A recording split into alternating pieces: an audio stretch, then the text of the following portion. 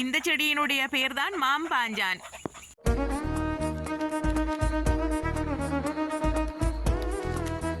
Hi வணக்கம் மக்களே. இந்த செடியினுடைய பேர் தான் மான் பாஞ்சான். பாருங்கள், இதனுடைய இலை வந்து இந்த மாதிரி நீளமாக இருக்கும். இதனுடைய மொட்டுக்கள் வந்து பார்த்திங்கன்னு சொன்னால் ஒவ்வொரு இலை காம்பு கணுலையும் வந்து பார்த்திங்கன்னு சொன்னால் இந்த மாதிரி மொட்டு கட்டி பூ வந்து பார்த்திங்கன்னு சொன்னால் இப்படி இருக்கும். குழல் மாதிரி இப்படி நீண்டு உள்ளுக்குள்ளே வந்து பர்பிள் கலரில் வெள்ளை கலர் பூ இருக்கும். ஆனால் இதே மாதிரி பூ நிறைய வேறு செடிகளுக்கும் இருக்குது, பார்த்து கொள்ளுங்க.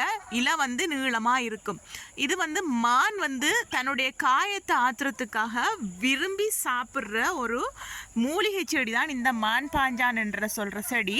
இது வந்து பார்த்திங்கன்னு சொன்னால் நமக்கு வந்து குடல் புண்கள் இருந்துன்னு சொன்னால் அந்த குடல் புண்கள்லாம் வந்து குயிக்காக வந்து சுகப்படுத்திடும். அதே நேரம் நுரையீரலில் ஏற்படுற அலர்ஜி, அந்த அலர்ச்சியை கூடிய இந்த இது வந்து குயிக்காகவே சுகப்படுத்திடும். மான் வந்து விரும்பி சாப்பிட்றது. மான் காயப்பட்டதுன்னு சொன்னால் அந்த காயத்தை வந்து ஆத்துறதுக்காக இந்த இலையை தேடி தின்னும் அப்படின்னு சொல்லுவாங்க. அது மட்டும் இல்லை, இந்த சீனி வர்த்தக்காரர்களுக்கு காலில் கையிலெல்லாம் புண் ஏற்பட்டது அப்படின்னு சொன்னால் அந்த புண் வந்து ஆறுறதுக்கு நிறைய நாட்கள் எடுக்கும். இந்த இலையை நீங்கள் வந்து சாப்பிட்டு வந்தால் உங்களுக்கு வந்து குயிக்காக அந்த புண்கள் வந்து மாறிடும். சீனியும் உங்களுடைய சீனியோட அளவு, ரத்தத்தில் இருக்கிற சீனியோட அளவும் வந்து உங்களுக்கு கட்டுக்கோப்புக்குள்ளே இருக்கும்.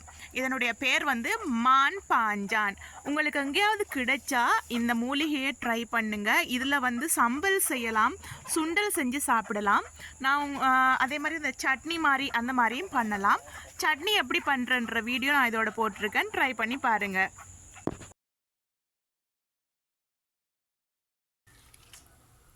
நல்ல இலசான இலையாக பார்த்து ஆஞ்சி உப்பு போட்டு ஊற வச்சு நல்லா 2-3 தரம் கழுவி எடுத்துக்கோங்க.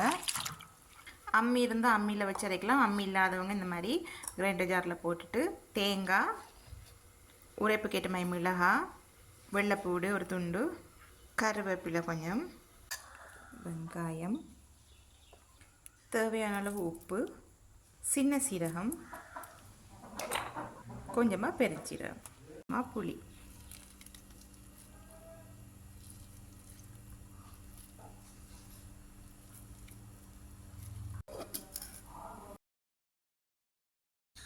அவ்வளவுதான் மக்களே, டேஸ்டான ஹெல்த்தியான மான் பாஞ்சான் சட்னி ரெடி. இதை நீங்கள் வந்து சோறோட, தோசை அப்படி இல்லைன்னா இட்லி கூட சரி நீங்கள் வச்சு சாப்பிடலாம்.